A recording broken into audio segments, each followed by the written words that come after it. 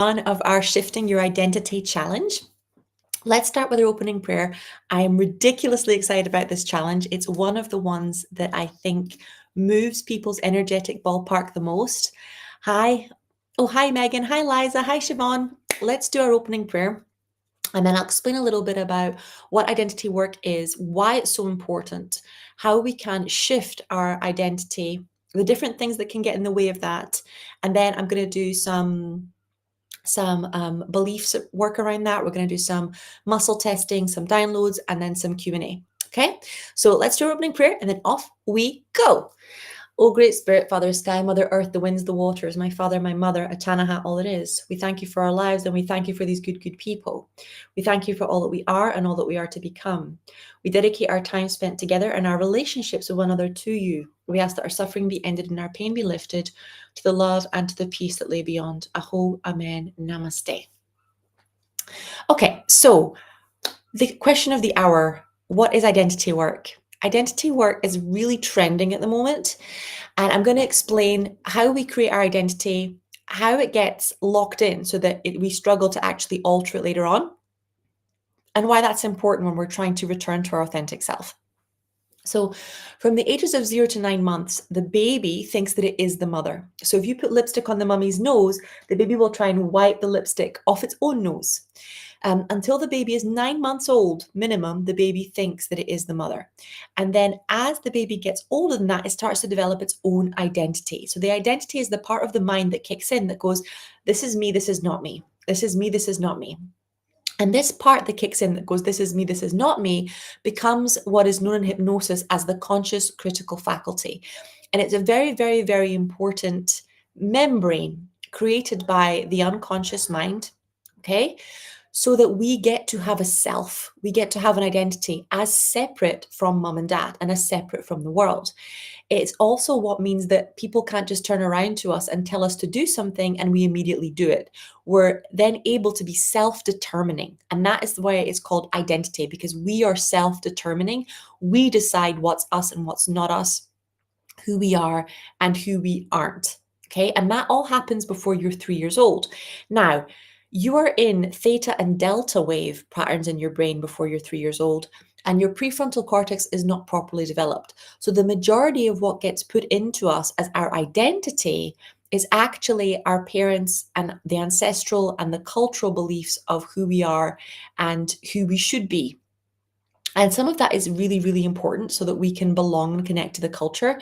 But if we had parents that did not know how to connect to who we really were and to help us bring that out of ourselves, we may have in that season already started to repress our authentic self. We may have in our infancy already started to get the message that there is something wrong with who we are and with what we want. Right? So when the reason why identity work is so powerful is that your unconscious mind is built towards defending your identity or defending the self. Okay? So when you shift who you believe yourself to be, then your unconscious mind is geared towards making that happen and geared towards creating it. When you are inside here, like you believe, let's say that you are insecure or anxious or not important, because that's what got put into your identity before the conscious critical faculty came up, and your dreams and desires are out here. All right, I want to make 7 figures, I want to make 8 figures, I want to be able to provide for my family, I want to be healthy, I want to be a spiritual teacher, I want to be psychic. But the stuff in here is, I'm normal, nothing good really ever happens, I don't deserve good things, there's something the matter with me, I don't belong on this planet. Then this part of you's job, this conscious critical faculty, your unconscious mind's sole job is to stop the beliefs out here from getting to the beliefs in here, because it believes that these beliefs are not who you are. So the process of identity work is to reconnect with our inner child and our soul. And that's really important, right? Because your soul is what has the energy of the authentic version of that inner child. And to figure out who that little inner child really is before it got told by mom, dad, the world, who it should be. And then in alignment with who your soul and your inner child are, to start allowing the beliefs to transfer, to basically make the conscious critical faculty, instead of a closed off wall, into a semi-permeable membrane, where the beliefs that are there to empower you, to uplift you, to grow you, can get through, right? Can get through and can really start to soak into that inner child, giving it permission to become its real self, and to also have the beliefs from the soul be able to soak through, so that you return to your inner self. And then the job of the conscious critical faculty is to protect your true self from the world, right? Instead of to protect your false self from interference. So identity work shifts who we believe we are.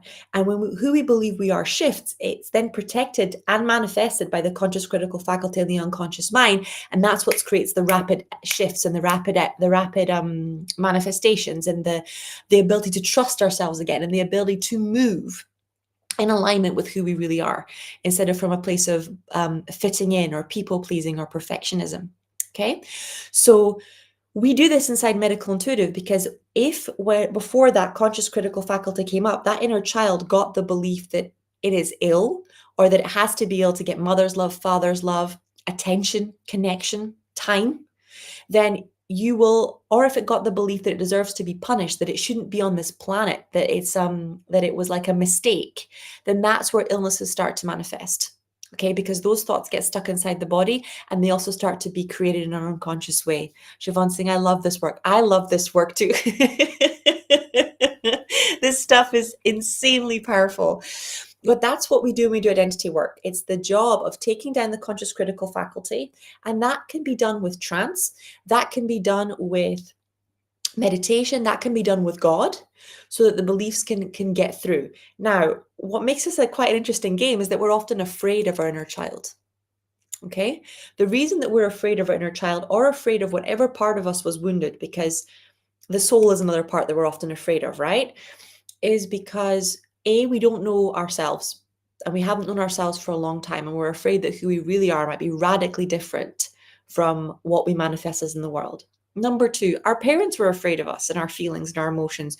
If you've ever been a parent, the biggest fear is of your child, right? And it's not like, oh, I'm so scared of my child. It's you're so scared you're going to screw them up. You're so scared you're going to hurt them. You're so scared you're going to do something wrong. And then guess what manifests, right? If you're focused on that, and your unconscious mind is focused on that. So most of us are hardwired to be afraid of children and of our inner child. And you can see it reflected in the culture, with less and less people having kids, right? And even dealing with their own inner children. They want to fix them, but they don't want to be with them or connect with them or love them. And that is the only thing that heals the inner child. Anyone that's ever had kids will know that. Like, if you try and fix a toddler or fix a baby, you're wasting your time. The only thing that heals a child or gets them back to being healthy, happy, well-behaved is love, discipline, presence, time. No amount of trying to fix them changes without those virtues. So when you're trying to heal your inner child, it's the exact same thing. You have to get super vulnerable enough to connect with what the true feelings that are there, what's really going on, and not make the feelings wrong, and not be afraid of the inner child, not be afraid of the identity. And that is not easy, right? Which is why we're here and why we're going to do it together. Siobhan saying gentle parenting. It helps. It helps a lot. A lot of people get confused between gentle parenting and passive parenting. So passive parenting is like, we'll just release the children onto the meadows and everything's going to be okay. And we don't need discipline and we don't need anything. The kid's going to figure it out. And that's not quite how it works. Kids need co-regulation. They need us to demonstrate what needs to happen in specific situations. They need us to teach them how to regulate the very painful, big feelings like anger and jealousy and disappointment, etc. And that requires a lot of active parenting. It's still gentle, but a lot of active parenting. And it also requires natural consequences. But yes, gentle parenting helps a lot.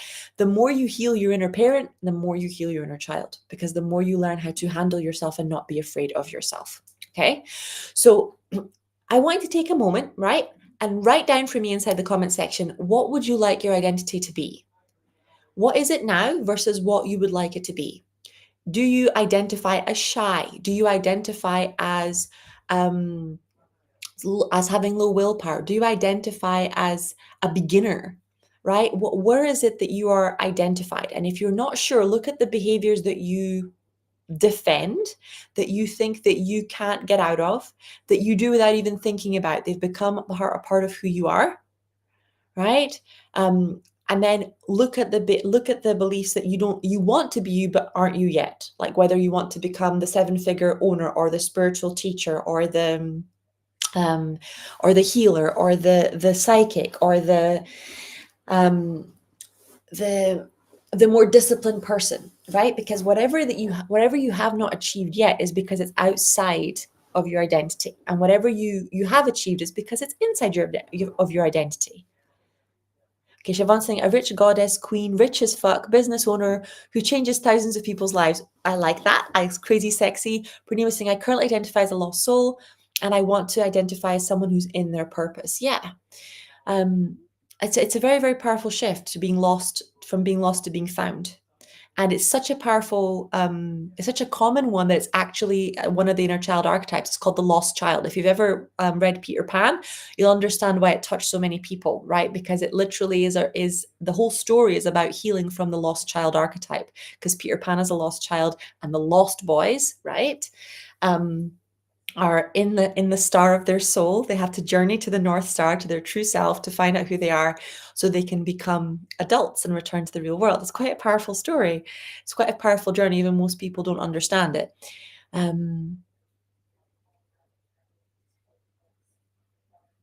Jennifer saying, identify as lost and unwanted. I want to identify as being autonomous and knowing my worth. So it's independent and knowing and worthy. Yeah. Oh, Peter saying, I don't want to be seen. I'm identifying as, as shy, but I want to be a world-class educator and change maker. So you want to identify as being famous. Look at that, from invisible to famous. This is why this work is so powerful, right? Because often what we desire is what is actually what our soul wants. And it's what gives us pleasure inside our unconscious mind and our physical being. It's what brings us joy. And at the same time, we're afraid of it, right? It seems so different from who we are. And it's not. It's just what happens when we have those natural desires dampened. So let's use the example of fame, for example. Let's say you're a little kid dancing in front of the TV, wishing that you could be Taylor Swift or Britney Spears or Beyonce, right? And you have your mom roll her eyes and be like, oh my God, kids these days, all they want to be is pop stars. They're terrible role models. It's all superficial stuff. Hopefully she'll grow out of it. You get the message that you're not supposed to want to be famous. You're not supposed to want to be in the light. You're not supposed to want to be recognized and valued for your work.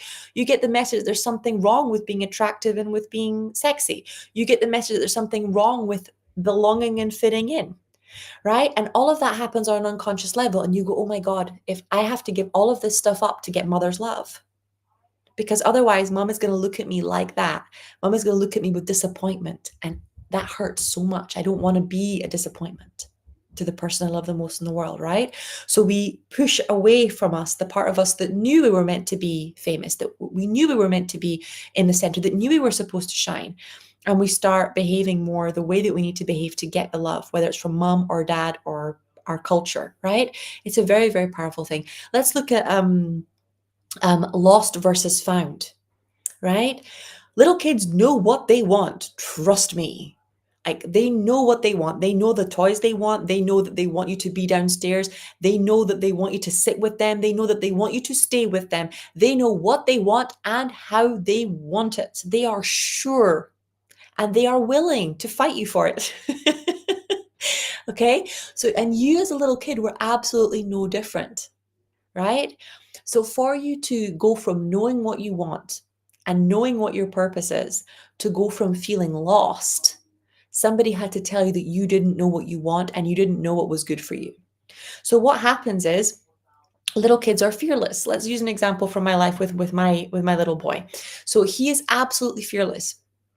And that can be amazing, and it can also be not so great when he wants to ride a bike off of a really steep hill, or he wants to jump off of the back of the sofa instead of the side of it, or if he wants to do what the big boys are doing instead of stay with the toddlers, right? Because his legs don't reach the bicycle wheels, or because he wants to help me cook and the fire's hot, things like that. So what you do when you're healed is you say to them, okay, you can do the safe bits and mummy will do the dangerous bits. And when you're a bit bigger, we'll do the dangerous bits together until you can do them by yourself. When you're not in a healed place, you say to them, you don't know what you're doing. You are going to hurt yourself. This is not for little people. Little people don't do this at all, right? And you have to do what mummy says because you are not safe. So the message for them is that you are not allowed to know what you want and that what you want is dangerous. So then they lose themselves because knowing what they want is dangerous. That's the message that they get.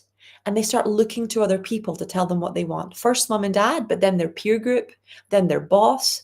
They just keep looking and looking and looking outside of themselves because they were told that what they wanted was dangerous to them. Right? So we're not trying to do harm as parents, but we're not aware of how much we matter and how much we're programming our children. And that disconnect that we create between the child and themselves creates a lost child, right? And therefore a lost adult that doesn't know their purpose, doesn't know their mission, and is looking outside of themselves. And even when they're doing what they know is right for them, they still feel like something is off and they can't trust it and it's never going to work. Right? Because that's the reaction your parent gave you.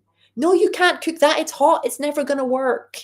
Right? You can't do it. It's not safe. So that's what you internalize as the highest truth instead of this is mum's fear that something is going to hurt me or something bad's going to happen to me. Okay? I'm going to do another example so you can see it. Okay, Mary says, identify as a passive housewife who's overgiving, overcompensating, good girl. Identify as a good girl, good mother. I want to be confident, open, warm, happy, rich, and a spiritual healer. So let's look at this one. So good girl trauma comes from you being told that you are not getting love unless you do exactly what mom and dad say. Okay?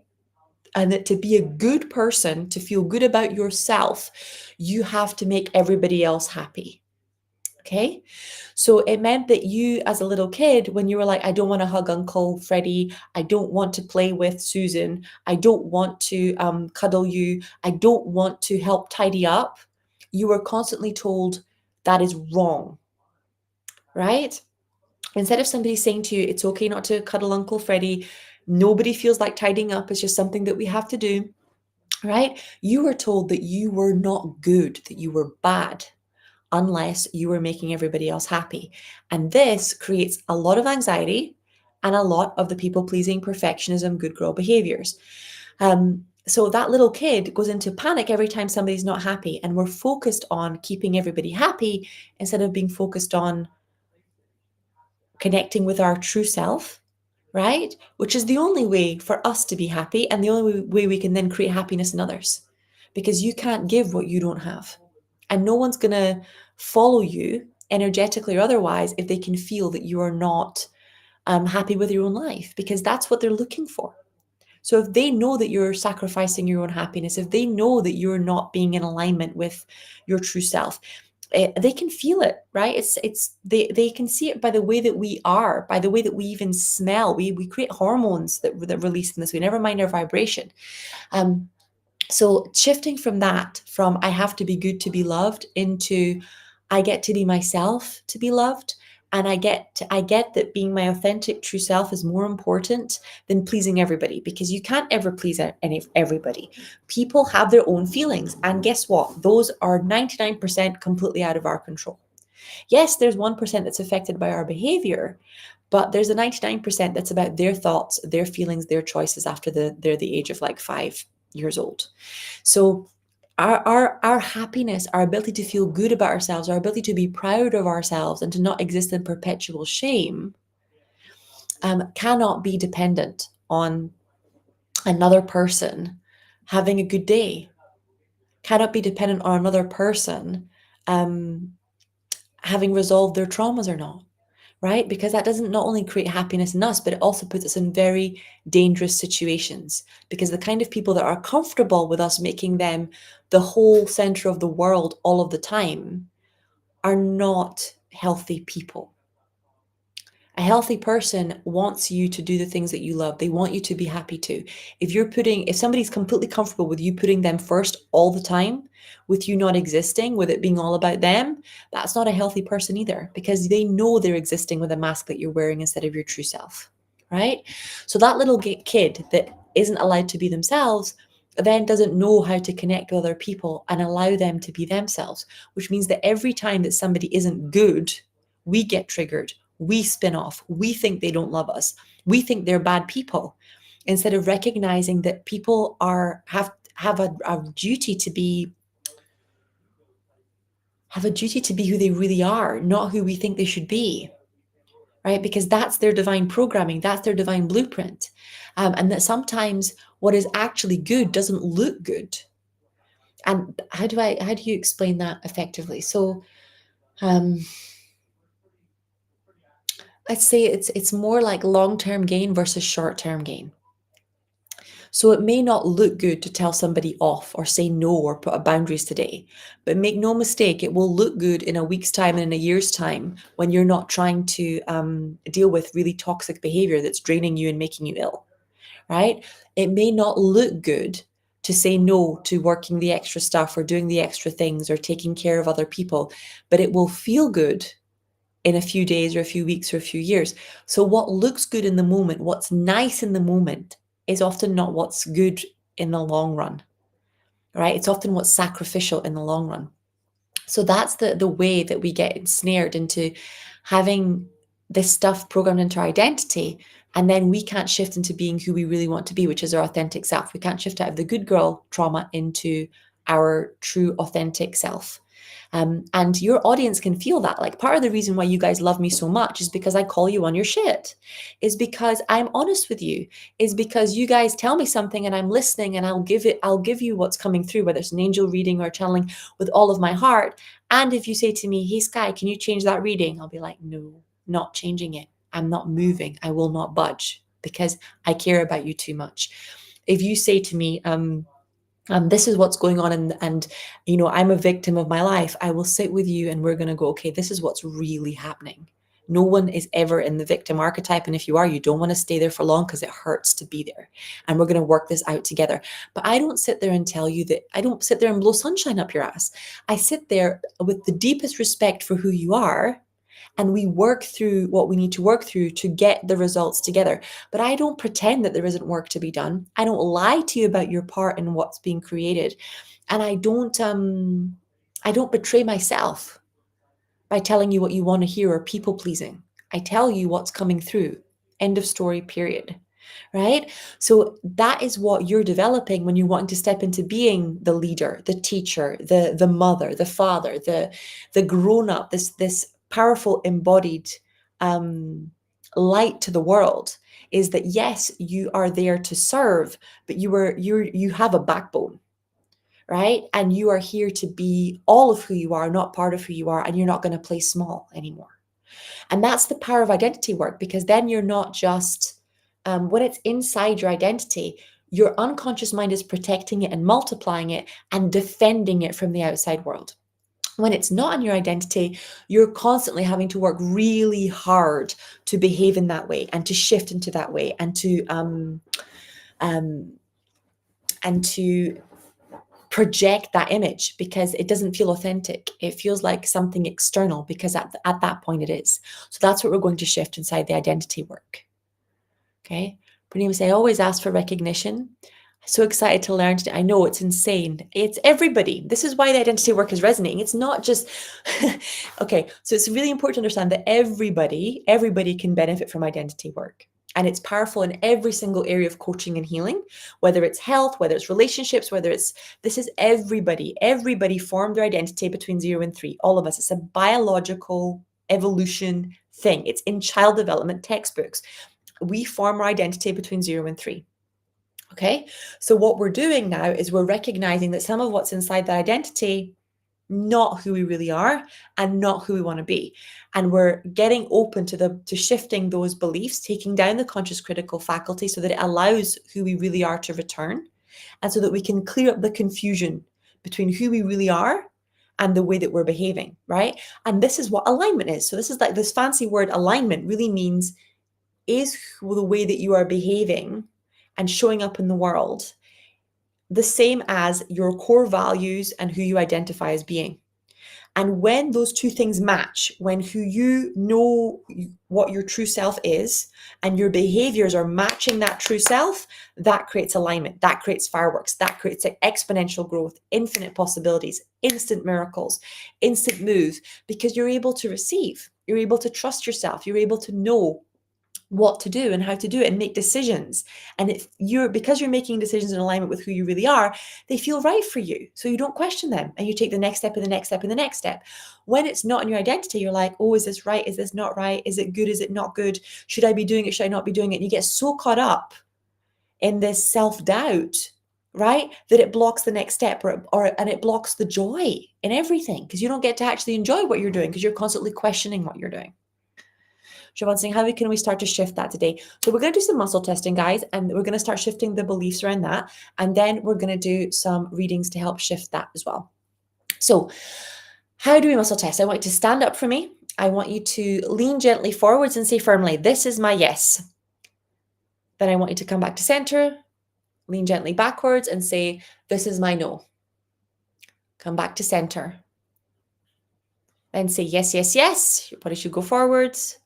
No, no, no. Your body should go backwards. Okay, good. And then I want you to say these beliefs so we can muscle test. Ready? I have creator's perspective, definition, understanding of my true identity. It's safe for me to change my identity. It's possible for me to change my identity.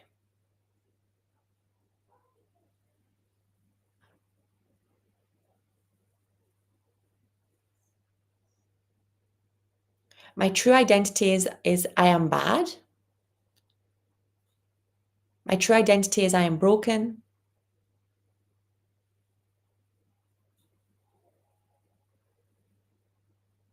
My true identity is I am alone.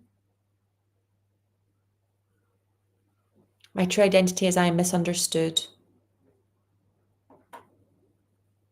My true identity is I am invisible.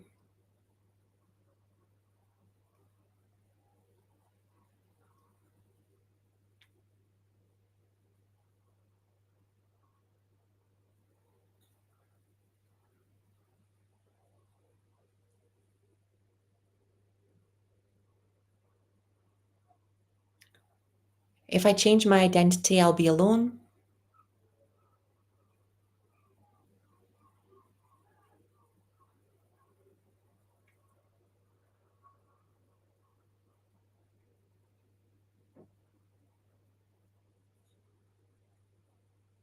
If I change my identity, I'll get hurt.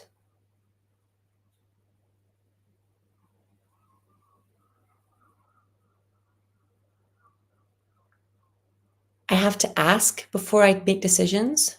I need permission before I choose what to do. I'm unconsciously waiting on my parents' permission. I'm unconsciously waiting on my partner's permission. I'm unconsciously waiting on my teacher's permission. I'll be punished for being myself. I am my emotions.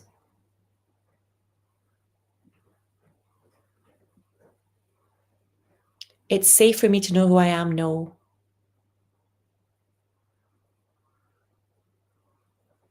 I know that it's safe for me to do identity work on others. I know how to allow Creator to shift the identity of others with grace and ease. I know how to allow Creator to shift my identity with grace and ease. It's possible to shift my identity with grace and ease.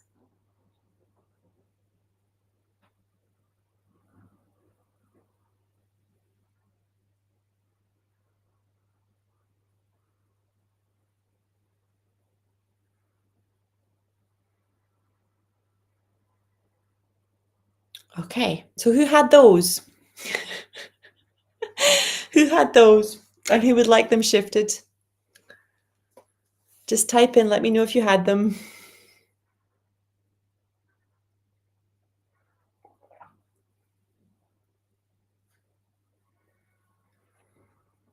Boom, boom, boom.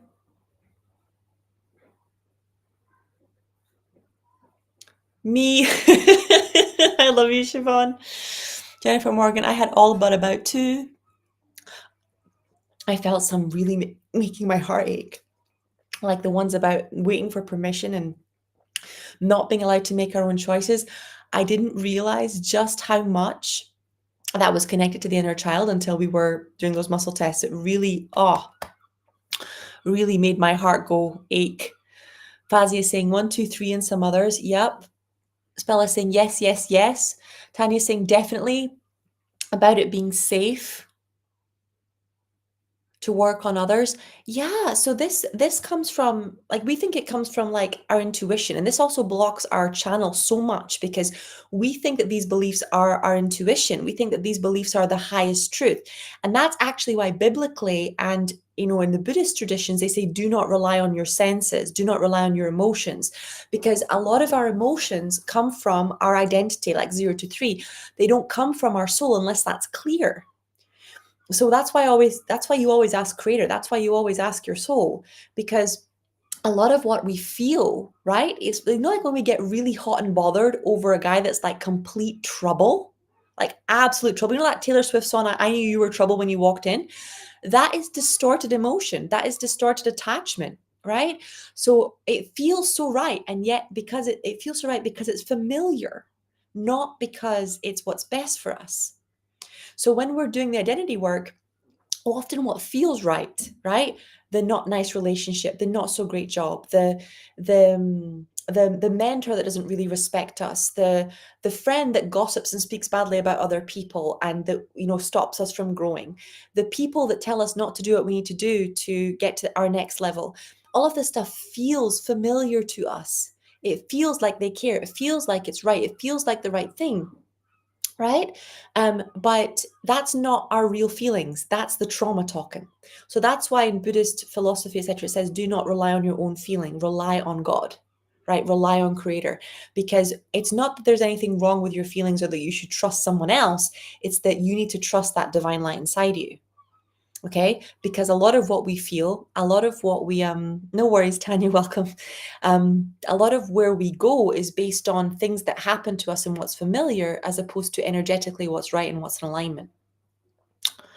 Okay, Purnima is saying alone and broken, definitely about it being safe to work with others. Yep, I had those and it gave me a great business idea. Good. Elizabeth first saying, yep, had them. Anka saying 95% of them. Erica saying, I had the most wild, dramatic dreams before this live. Yes, I start the clearing process before we come on here. Helps the energy move faster. Relying on God is so good. It's so true. It's so true. It's why it's literally biblical. Lean not on your own understanding. And in Buddhism, it says lean not on your own emotions, right? It says that all of your senses are not real and they are deceptive. And that's why they say that claircognizance, so the clear knowing and your connection with God, is one of the most powerful um one of the most powerful things that can happen. Because part of what we do in medical intuitive, and part of why it is so fucking awesome, is that I teach you how to get in alignment with what God says about you, not with what your inner child is saying about you, not with even what your soul is saying about you, but to get in alignment with what God is saying about you. Right? Because that is your deepest truth. That is what you really are, not anything else. But anyway, let's focus on clearing this up. So let's release those beliefs, guys. Take a nice deep breath. I'm going to make the command, creator of all that is, it's commanded to release those beliefs on all 7 levels. There we go.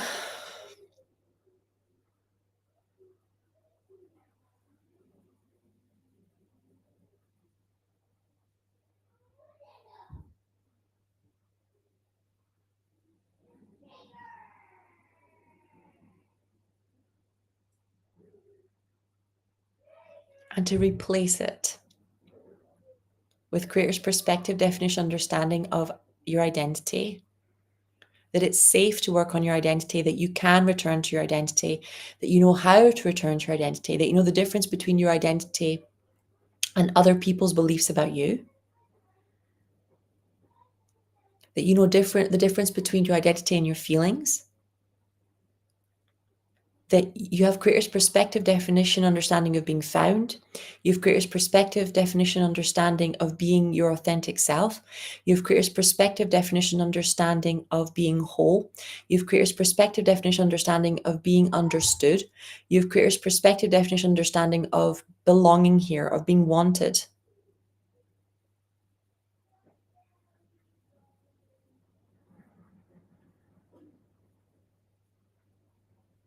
There we go.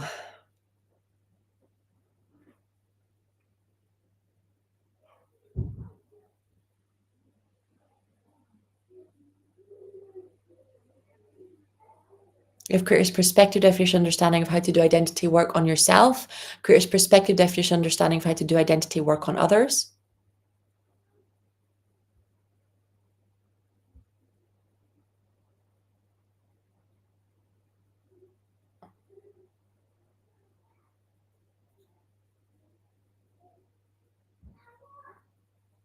And that you know the difference between your traumas and what's familiar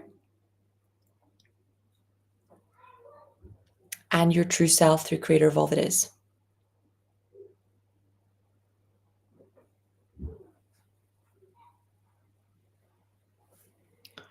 Okay, there we go. How does that feel?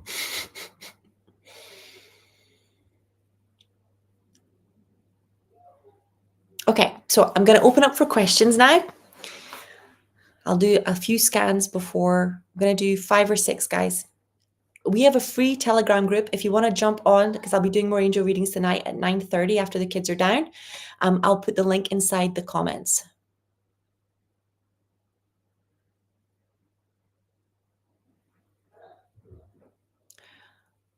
Oh, Panago said I was crying. Tiny says feels good. Please, can I have a scan? Yeah, for what, darling? For what? What would you like a scan on? Yeah, it's identity work is very, very powerful, and it really starts to shift things. I need more than I would like a scan, guys. Tell me what you'd like a scan for. You've got so many areas of your life. I don't do general scans unless we're in sessions, because we'd be here all day long if I had to scan your relationships, your health, etc.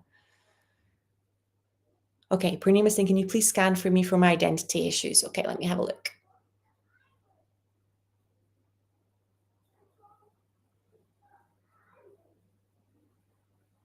Okay, so they're showing me that it's to do with like really identifying as not being lovable and as having to work really hard to be loved.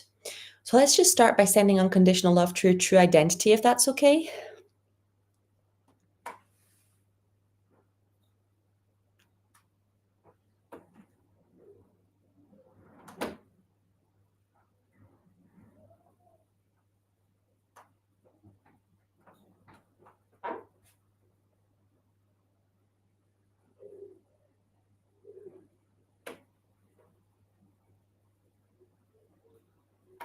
There we go.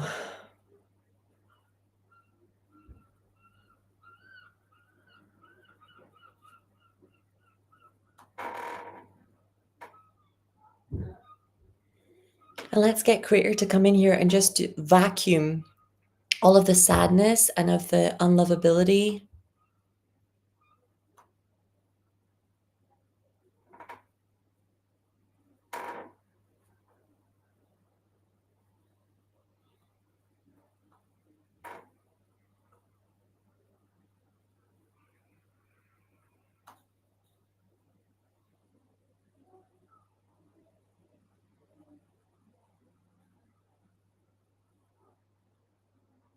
There we go.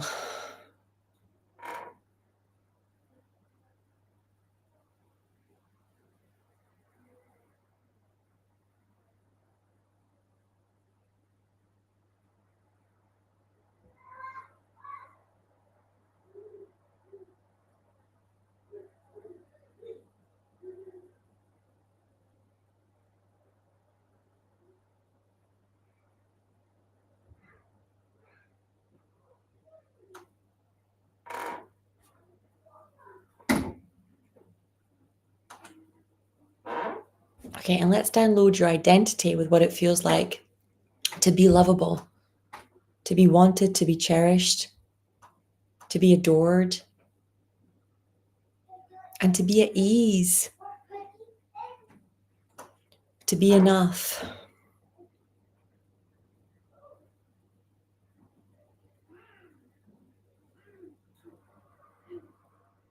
And so it is. Let's see what else is coming up.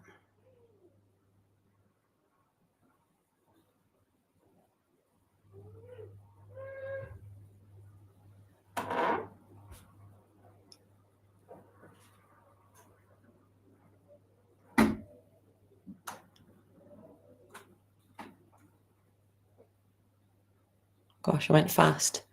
Once you guys got the hang of the questions. Okay, so when I'm scanning, Jen's saying, would you scan me on my identity and my relationship? They're showing me like identifying as a child in the relationship. So can we ask Creator to grow that child up? Can we, some of you have like, oh, a lot of you are lighting up with this one. So you're identifying as a child. It's like you feel like a kid in an adult body. So we're going to ask Creator to come in and grow up those inner children in our identity. Is that okay? So you can identify as a grown up in your own life, as the leader in your own life. There we go. And you can fully embody adulthood. Because the only thing sadder than losing your childhood is losing your adulthood.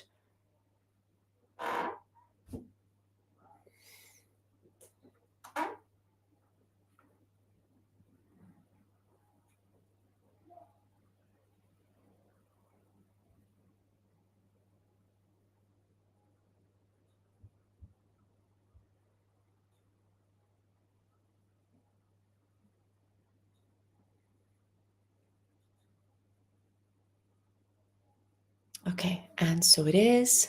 Another 2 to go.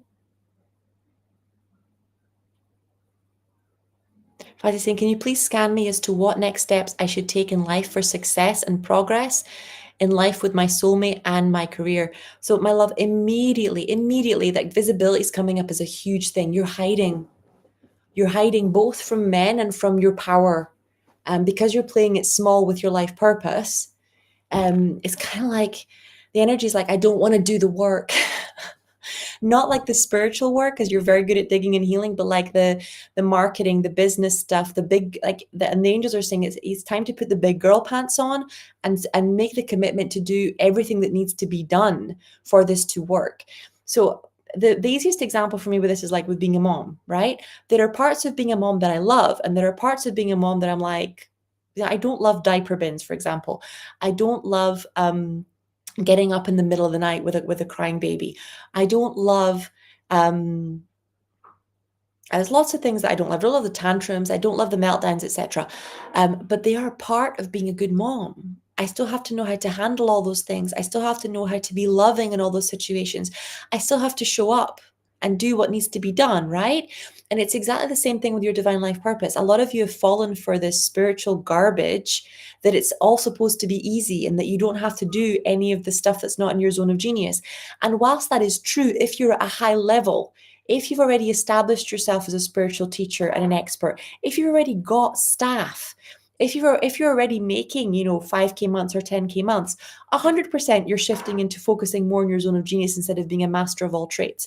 But in the beginning, like when you're first starting out, it's on you. You set your own schedule. You make sure stuff gets done, and this is why this advice goes a bit bonkers, because people are like, when you listen to somebody speaking on YouTube or whatever, they are speaking to normally. Like most of them aren't channels the way that I am or the way that a lot of spiritual teachers are. They are channeling for the audience that they want. So they're giving you the advice that they would give to a 6-figure business owner or a 7-figure business owner, but you are not there yet. So the advice that applies to a 6 or 7-figure business owner and will help them scale to the next level is not the advice that would work for you when you're like getting your first 10, 20, 30, 40, 50, 100 clients. So it's that energy of like comparing yourself and also trying to implement a 6 or 7-figure strategy when you are still at, you've never had your first 5-figure day. You've never even had your first, 40, 50 clients. Does that make sense? So can we just release the need to move the way other people move and instead show you that every strategy has its season? And for you to apply the strategies that work for your business and not to be ashamed of working hard, not to get caught up in this online hype of there's only one way. But it's important that you are showing up, that when you're introducing yourself as a spiritual teacher and healer, that you are putting yourself out there every day, whether it's on social or whether it's in the real world or whether it's in events, as the person that you want to become. And that you are putting yourself out there as valuable and as worthy of admiration and respect and pursuing, because that's what puts you in alignment with your soulmate coming in.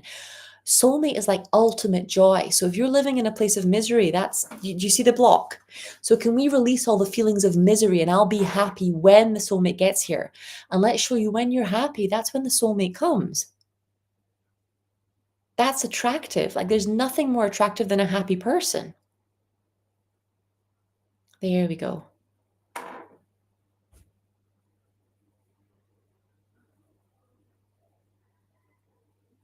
And so it is.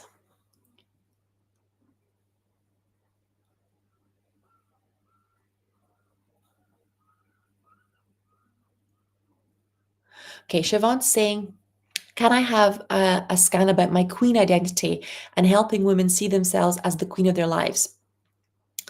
Okay, so you are not in your queen identity. You're in your inner adolescent. When I scan your identity, is like this very, very loud teenager energy. So queen energy is,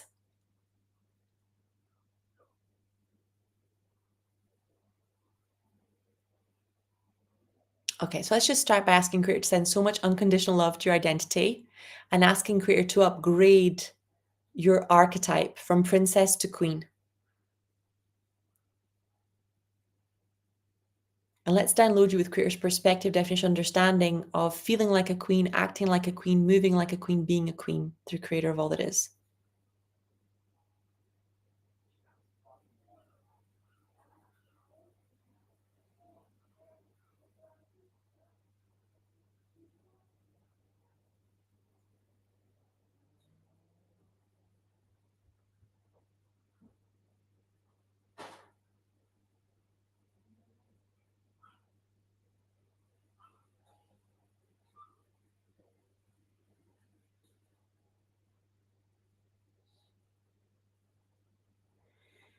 Okay.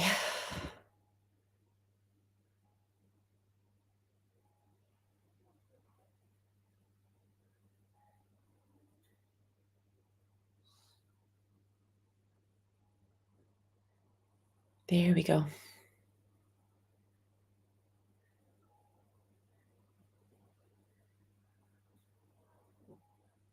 And let's show you that being the queen is about knowing that your highest role is to receive, because only then can you give at the level that you need to be able to give to your children, to your community, to your people.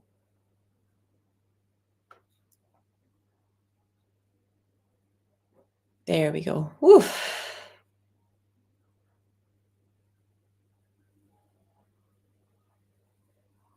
And it's also about being 100% responsible for yourself, responsible for your kingdom, and doing what needs to be done so that this unfolds. Now, you are going to teach about money, Siobhan. It's not the only thing that you're going to teach about, but you are going to teach about it. And that's because it's a practical part of life. You'll rarely get a client that doesn't have some financial blocks to resolve.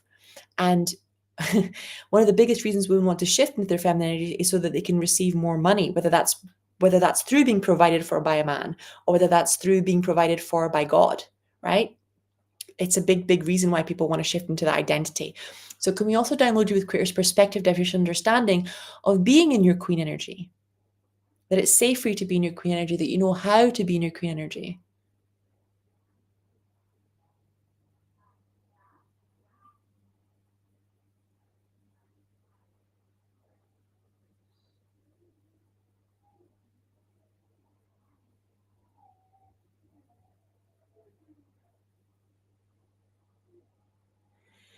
Okay, there we go. Can we download you with 100% responsibility for your thoughts, for your emotions, for yourself, for your life?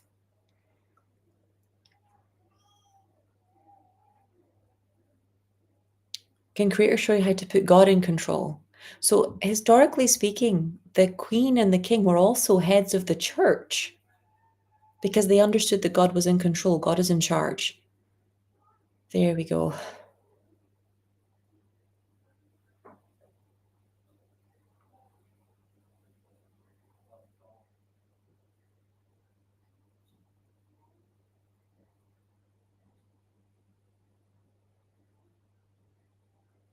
Okay, there we go. Gonna do one more, guys.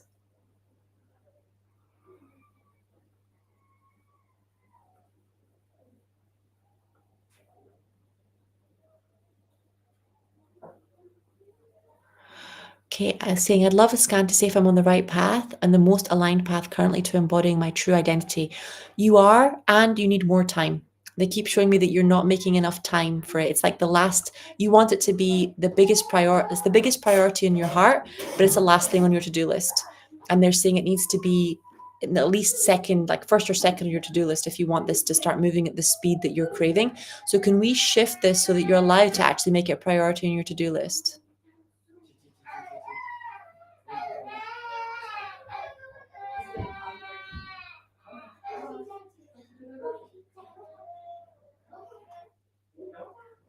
Okay, there we go. Okay, guys, I'm going to be on the free Telegram group tonight at 9:30 to answer more questions. But today was kick-ass. I hope you enjoyed the identity work that we did, and it's given you some incredible ideas for how to shift and upgrade your identity, whether that's download straight from Creator, whether that's connecting to God before you trust an emotion is coming through as being yours. And it's showing you how important that work is. Don't forget that Medical Intuitive, the price is going up tomorrow from 333 per month to 888 per month. Okay. So please, if you're going to join us, get your butt in here before the prices go up because 888 is Lionsgate. Okay. If you're supposed to be in here, get in here. It's still incredible, incredible, incredible value. It's now a year instead of 6 months. I'm going to be introducing quite a few new things, including hypnosis work, shadow work, and what's it called, spiritual warfare work into Medical Intuitive as well. There's going to be a lot more getting channeled through this year's too, but we're going to have more time because now a year long instead of 6 months long, which is just going to make this container so much more incredibly powerful. I am the one, guys. I am the one that gets the call when the kids are sick or the husband has the stroke or your friend or your partner has cancer or you do. I'm the one that gets the call when the liver transplant doesn't go through or the baby's premature or you've picked up something and you don't know how to get rid of it. I'm the one that gets that call because no matter how young I look, I'm pretty goddamn awesome at what I do. If you want to be the best, you have to learn from the best and you have to learn from somebody that really gives a fuck about you. So if this is calling you, it's for a reason. I am not like anybody else. I am really, really, really incredible at what I do. If this is for you, please, please, please get your butt in here, right? The world needs you. Your gift is needed. If you're supposed to be a healer, if you know you're supposed to be a medical intuitive, if this is written on your heart, I need you in here. Okay. I love you guys very much. I'll see you over on the free Telegram Angel Reading group, Barn Psychic Surgery, if you guys are on that. Okay. I love you very much. I'll put the link to the Telegram group inside the comments.